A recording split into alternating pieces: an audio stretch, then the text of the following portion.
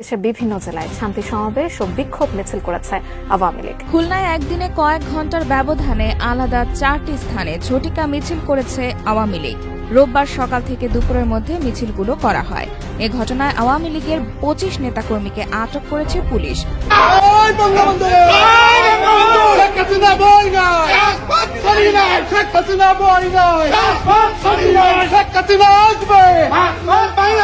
আপনার শুধু নোবেল প্রাইজটা আছে দেখে আমরা সম্মান করে ওই জায়গাটা বসাইছি। কোন রাষ্ট্রে এরকম একটা লোককে প্রধান উপদেষ্টা মানবেই না কোন রাজনৈতিক দল। আমি এটা গ্যারান্টি দিয়ে বলবো, বর্তমান উপদেষ্টা পরিষদ এবং বর্তমান রাজনৈতিক মহলের এমন কোন যোগ্য একজন ব্যক্তি নাই যে তারা বর্তমান দেশটাকে সংস্কার করে। সংস্কার করবে কি দিয়া? ওরা তো সংস্কারের সহ বুঝে।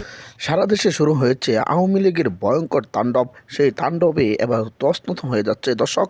আওয়ামী লীগের এই তাণ্ডবে এবার ডক্টর ইউনূস কিন্তু কঠিন চাপে পড়ে গিয়েছেন, সমন্বয়কদেরকে কঠিন গণদোলাই দিচ্ছেন। আওয়ামী লীগের মিছিলে আর কোনো বাধা নেই বলে বললেন সেনাপ্রধান ওয়াকারুজ্জামান।